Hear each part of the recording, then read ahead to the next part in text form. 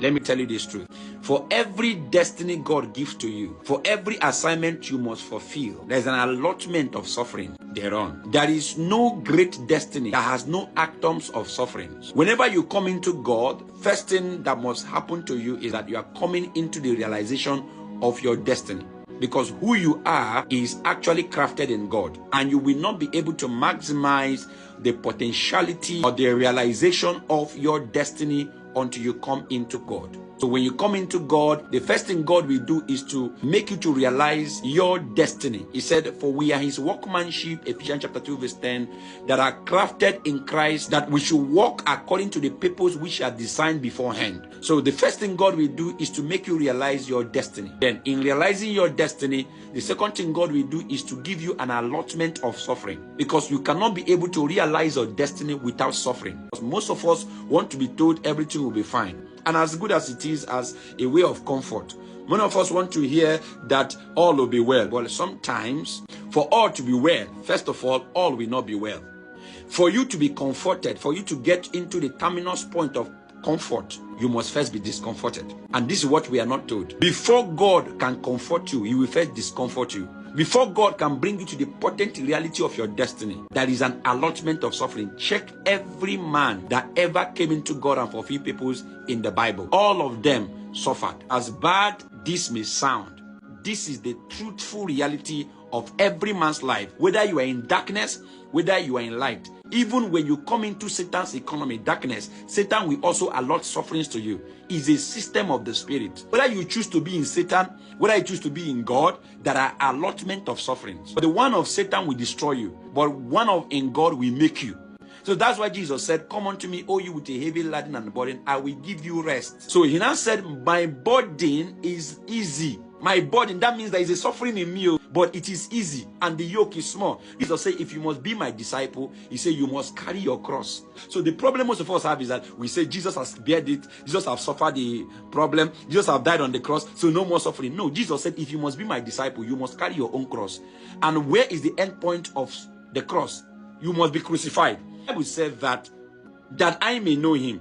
And then he now said, the way we will know him is by the fellowship of his sufferings. So the part of the way we know God is the fellowship of his sufferings. You will not know God until you suffer some certain things. Suffering is part of this thing. There is an allotment of suffering for everyone that comes into God. And there's also an allotment of suffering for anyone that goes to Satan. Satan will always give you his own burden, but the burden of Satan will destroy your generation. Some of you are suffering today because of the burden of your fathers. Your fathers entered into darkness, and Satan gave them a tax, gave them a trouble, gave them a burden that all of you are still suffering to today. That one is destructive because it's generational. But the one of God, when you suffer in God and you have the substance that makes for that suffering, your generation will enjoy it. This is why we must not ignore the participation of suffering. If you claim that Jesus died for you, if you claim that you are one with him, one of the way to ascertain that reality is that there must be the fellowship of his sufferings. Not just the fellowship of his glory. There is a fellowship of his suffering. In fact, before you can enter into the glory that is captured in God, the glory does not just come automatically. Many of us say Jesus has died and we are sharing the glory with him. No, that is an end point reality. Before you can come into that end point reality, there is a fellowship of his sufferings that will bring about death, crucifixion, and then at the end of the day, it brings about your resurrection and glory. That is where substances are touched. Everyone that met with God, that is a scar they obtained. God will deliberately leave a particular mark on you. Not because he hates you, not because he doesn't like you, but because he's trying to make out a reality out of your life. Because your potentiality and destiny can only be harnessed by the allotment of suffering you are able to bear. Every one of us has a portion of suffering. Your suffering and my suffering might not be the same. We all have a price to pay based on the destiny we have in Christ. There is a cross to carry and there is a burden to bear. Sometimes you can come into God and God will deliberately shut your womb.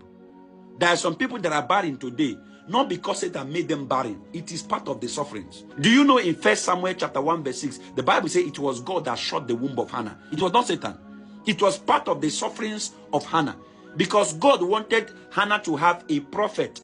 And that prophet can only come by sufferings. Because if Hannah did not suffer for that prophet to come, Hannah might not even allow him to be a prophet. So God had to shut the womb so that he will seek God. It was in that seeking God that she discovered Eli, because God knew that the sons of Eli will betray him. So God needed to sort out quickly a person that will replace Eli generation, because the children will betray him. So God began to search and find a woman called Hannah. God realized that Hannah cannot be able to find him until she will suffer. It is in that deliberate suffering that he will not find God. So the reason why some of you came to God, you think you just came to God because you wanted to come to God. No, some of you, the reason why you are in God is because God deliberately left a suffering in your life, left a mark. That mark is to make you to find him, because God had a destiny for you in him. But because you are distracted in the world, God needed to allow situations that will discomfort you to come so that you will find him. It is in that finding him that he will now deliver to you that you desire. But it will have to be for a while. That suffering will be for a while.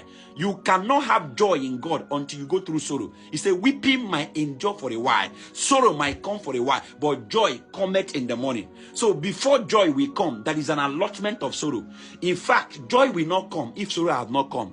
If joy comes and discover there is no certificate of your bearing with sorrow, joy will return back.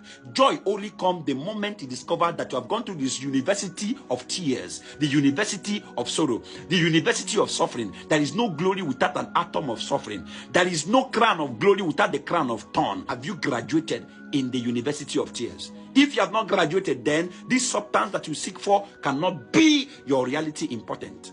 So God had to deliberately shut the womb of Hannah just because God wanted her to realize her destiny. And her destiny was to deliver a prophet that will replace the sons of Eli.